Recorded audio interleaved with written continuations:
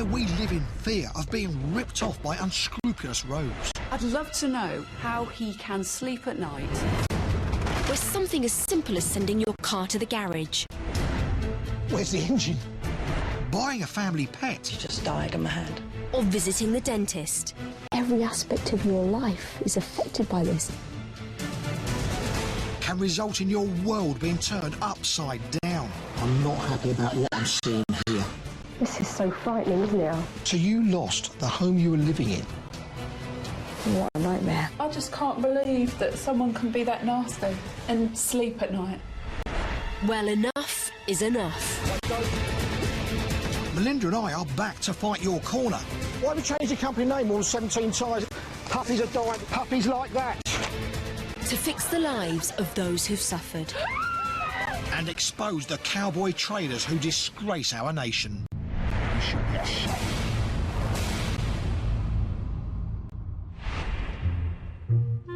Britain is a nation of dog lovers. There are around 8 million dogs in the UK, and we spend millions of pounds every year pampering our pooches. There's been a recent explosion in popularity for miniature breeds or designer dogs. But sadly, this fashion has its victims. Mel and I have got a big investigation on our hands.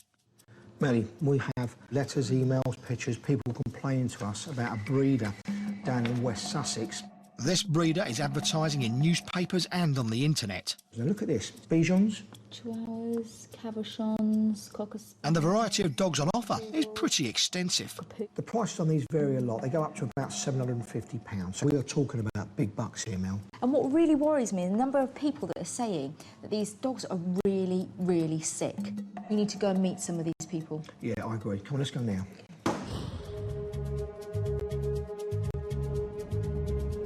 We're on our way to see one family whose experience with this breeder has broken all of their hearts. In September 2011, the Miller family decided to buy a Jack Russell puppy for their 6-year-old son, TJ. TJ has autism and benefits greatly from interacting with a pet. He finds it hard to make relationships with people. It's his way of socialising. It gets him to communicate more. Claire found an ad in the local paper. Phoned up, we were told the puppy was 8 weeks. They were shown a litter of miniature Jack Russell puppies. They fell in love with a female, paid £195 for her and called her Tiny. Everybody was like happy and all the other children were really, really happy and loved her. But then the nightmare began. They soon discovered that Tiny was desperately ill, and just days later, she passed away. We had to put our son through the trauma of having a puppy for 4 days and watching her die. I'm going to find out all I can about this puppy dealer. And I'm going to do my best to discover why we've had so many complaints. TJ, you all right? High five.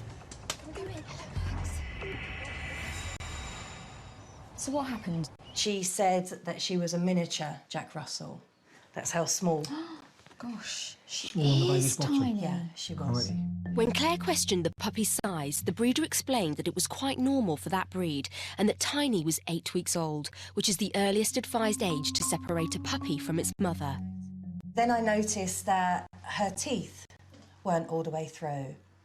And I asked about that, and she said that their teeth don't come through until generally they're about 16 weeks. And I asked about, had she been wormed? Yes, she's been wormed since the age of 2 weeks, every 2 weeks. Worms are very common in dogs and should be regularly treated. If not, they can cause major damage and can be fatal in puppies. We were totally won over. So you've fallen in love with this very beautiful little puppy. Yeah. And you bring her home, and what happens then? We made an appointment with our vets to take her that afternoon. I just had a niggle in the back of my mind of why is she so small? Why is her belly a bit sort of bloated? And she didn't seem like how a puppy should be. The vet was concerned about her health. He gave them worming paste and infant puppy milk. The next 4 days at the Miller's house were spent caring for Tiny, trying to save her, but she was so young and vulnerable, she didn't stand a chance. Picked her up and she just died on my hand. experience really was horrendous. The final vet report revealed shocking findings about poor Tiny's short life. In my opinion, she was very small, suggesting she was under 6 weeks of age. Tiny had a high worm burden at purchase, which led to her death. She vomited over 100 roundworms, which we had to watch her do. And every time it was with blood, and every time we was advised afterwards, it was bringing up part of her tummy with her. The life cycle of a roundworm is 3 weeks, making it very unlikely that Tiny had received any effective worming treatment. For Tiny to have to go through that, it's all just so desperately sad. Claire eventually got the breeder to give her a refund for the cost of the dog, but not for the £100 incurred in vet's bills and specialist puppy milk. Tiny's death affected the entire family, but TJ was devastated. Just could not console him. I mean, we went through a really horrendous, bad time with him. We will keep looking into this and we will try and do what we can because it is utterly horrendous. It is. Sadly, the Millers are not alone. We're off to visit another family who have also been left distraught and out of pocket by this trader. Jim and Nusha Kench bought a Jack Russell Pug Cross in May 2011 for £400. They called him Barney and the family adored him. But sadly, he suffered a similar fate. Morning. Hi. How you doing? Thank you. They were told that Barney was 8 weeks old, vet checked and had received his first vaccinations. He was a very lethargic, quiet puppy, and 2 days later, when they took him for the next set of vaccinations, the vet was alarmed. Our vet was very much like, he's very small, have you got him from a puppy farm? And we were like, as far as we are aware, we really hope we haven't. Did the place where you bought him from tell you that he was about 8 weeks old? Yes. So he'd been weaned at that point. That's the sort of the earliest they can leave the parents, isn't it? Yeah, as far as we were aware, they were ready. 3 days after they'd bought Barney from the breeder, things took a turn for the worse. Came down in the morning and there was a lot of like bile and foam and diarrhoea, and he was just very depressed looking, I suppose. And Did the kids witness that? yes, they did, yeah, unfortunately. They rushed him back to the vet, who immediately put him into isolation. Barney was critically ill. He was in Wednesday night, Thursday night, and then Friday night we had to say goodbye. It was a really heartbreaking week for us as a family to put ourselves through that, our children through that. 3 days he was in the vets, suffering. Tragically, just 6 days after the Kenches bought him, Barney had to be put down. Throughout Barney's illness, Nusha kept the breeder updated. Obviously, you went back to the woman and told her about this. I sent her lots of messages when we said that the puppy had died, and she just said, oh, that's very, very, very sad, and that was it. We never heard anything else back. Who do you blame? The breeder. And why? Because we had Barney a couple of days, and within a couple of days he was ill. He couldn't have caught that anywhere else in transit or here. He must have been exposed to that at a very young age. And the real age of him, we don't know. Who is she? We believe her name is Louise St John Poulton. We're going to investigate her. If she's as bad as what we think she is, I'll shame her. Both the Kenches and the Millers have now got new dogs in their lives, which will help them to get over their loss. But it's clear how traumatic it's been for all of them. Starting to get a picture here of exactly how Louise St John Poulton operates. Got to say, it's not a pretty one. What I need to do now is try and establish whether these are isolated cases or whether there's a pattern here of her selling sick or underage puppies. Coming up, I send in my surveillance team to secretly film Louise St John Poulton in action. I'm not happy about what I'm seeing here. Only to discover there are puppies in desperate need of rescue. Would they have died? Yeah, there's a high possibility that they would have actually died.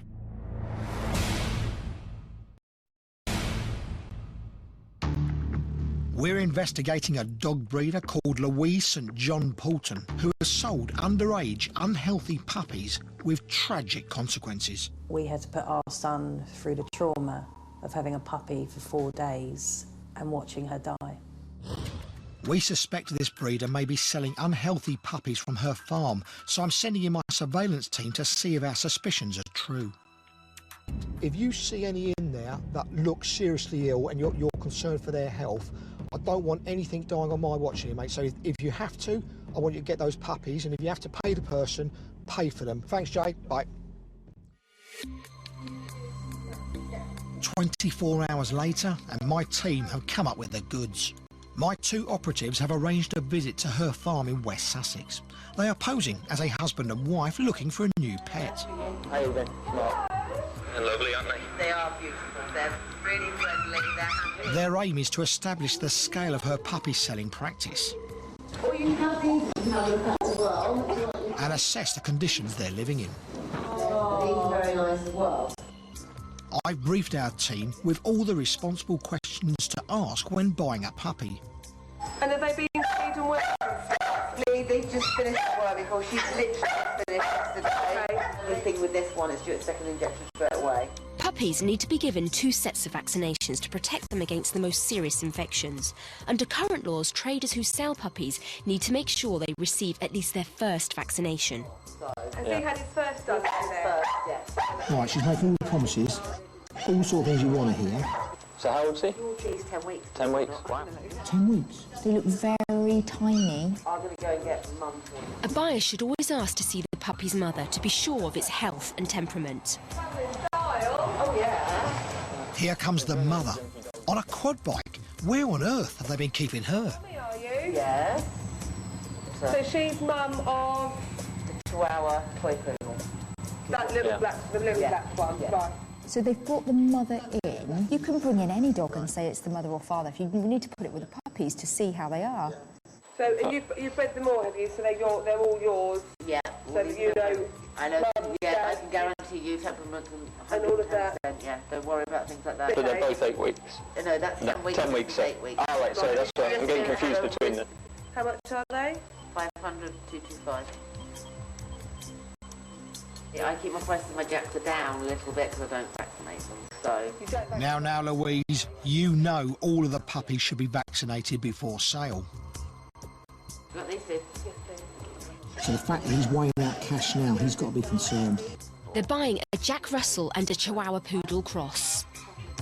When you look at that, right, that's over £700 going straight in her pocket, right? She's handing over paperwork, look. That would be the inoculation certificate. She's already told us she hasn't vaccinated the Jack Russell, so that must be for the Chihuahua cross. Is that the original? No, we keep the originals. Right. Why would you need to? Give it to the new owner. And keep a copy yourself. They've been seen by a vet? Yes, they have. Yeah, that's why they've both been... That's why that one's had its vaccination. I'm not happy about what I'm seeing here, especially that paperwork. I want to have a closer look at it.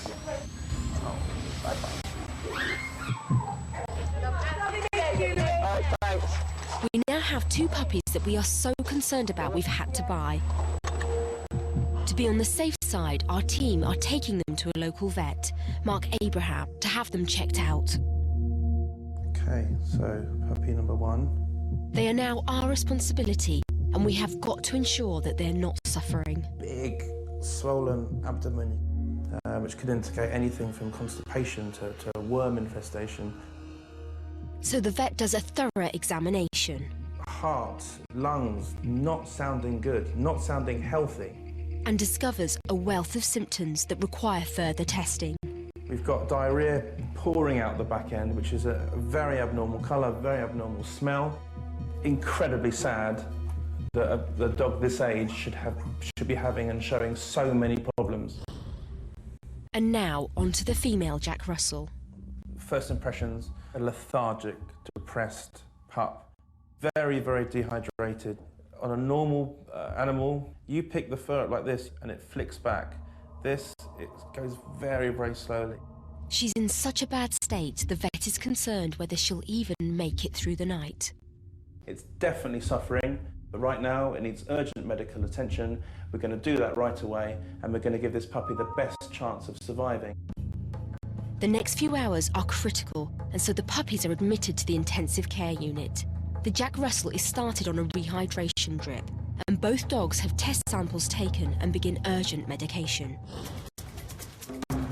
We've spoken to 16 unhappy customers who have bought dogs from Louise St John Poulton, and most of them have involved dubious paperwork. But this victim's documents may be the key to revealing some interesting information about how she operates.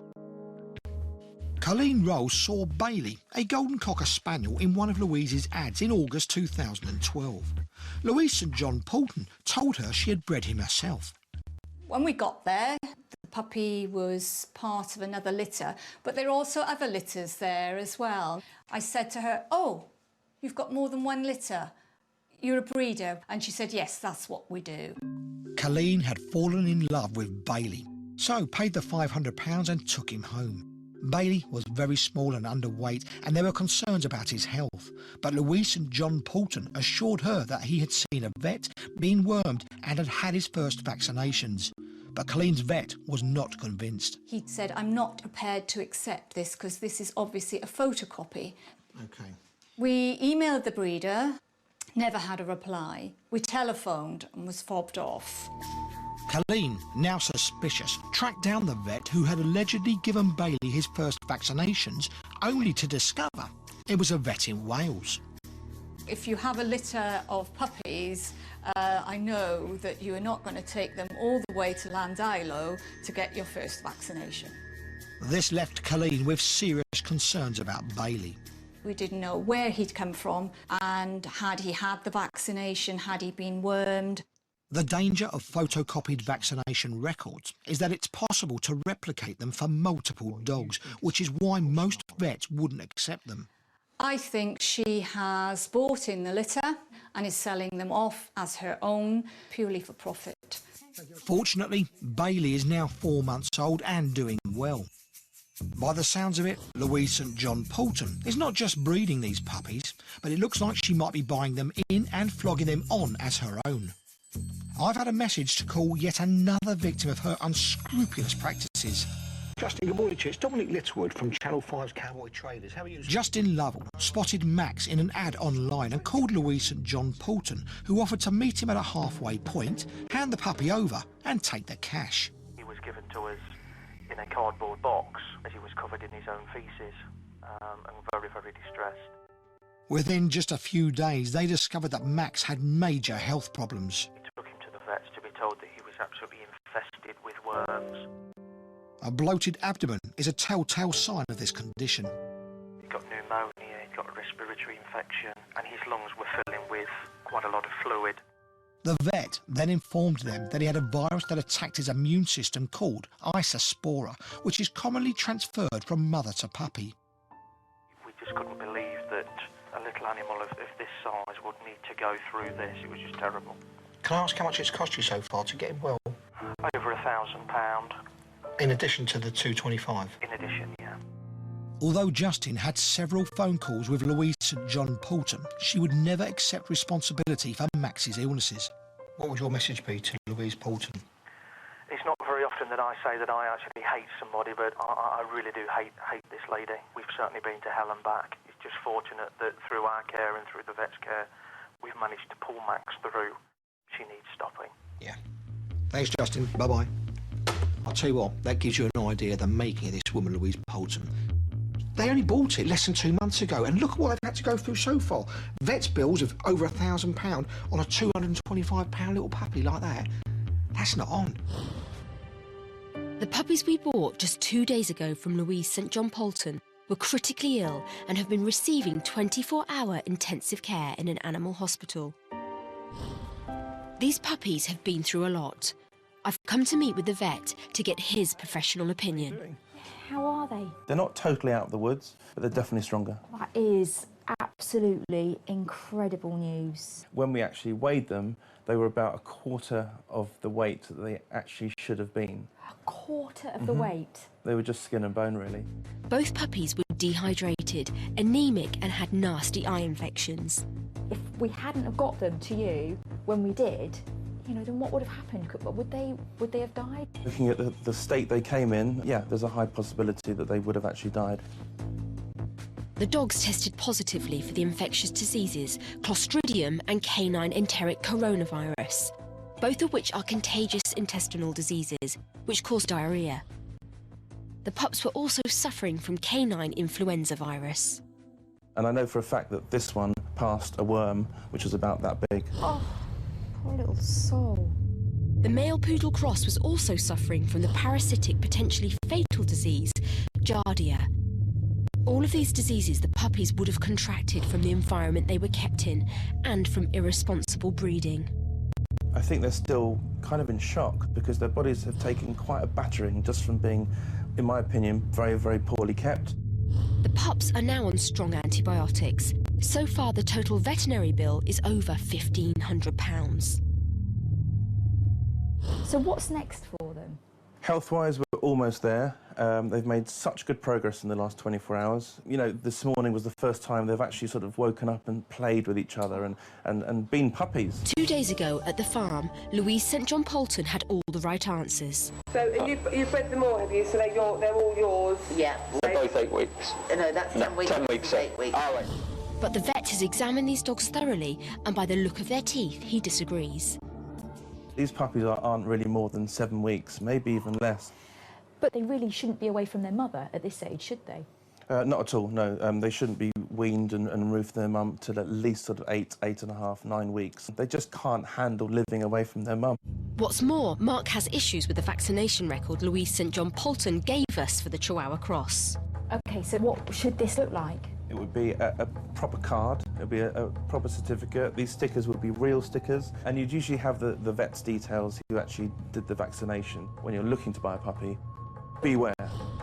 At the time of sale, the breeder told us that both dogs had been vet-checked and were healthy. But they were clearly not well. Our puppies, which the veterinary staff have called Miles and Jem, are lucky to be alive. Do you know what, it's so good to see these two little guys doing well, and I just desperately want to make sure they get safe, loving, happy homes. It's absolutely what they deserve. Louise St John Poulton has clearly been breeding and selling puppies, sometimes in poor health. I want to find out from Environmental Health if she's got any kind of licence to do so. John, I've been looking into a lady called Louise Poulton. To sell puppies as a large-scale business, a trader would need to apply for either a breeder's licence if they're selling more than 5 litres a year, or a pet shop licence if they're buying in dogs to sell on. She did hold a licence to run a pet shop. That expired at the end of last year, and she put in an application to renew it and to also have a breeding licence. Neither licence were granted, and so currently she have no licences to breed or to sell animals. John tells me Louise St John Poulton was turned down for both licences because she didn't meet the criteria for how dogs were kept and cared for. But it doesn't seem to have stopped her trading. OK, so if somebody was doing that, is that a civil or a criminal offence? It would be a criminal offence. Thank you, John. Thanks. Bye. Right, we now know for certain she's selling these puppies without any sort of licence at all. Coming up, we join forces in our investigation into Louise St John Poulton. We need to check everywhere, whether it's outhouses, stables, containers. And I give it my best shot to find happy homes for our 2 rescue puppies. So on a scale of 1 to 10, how interested would you say you were? 10.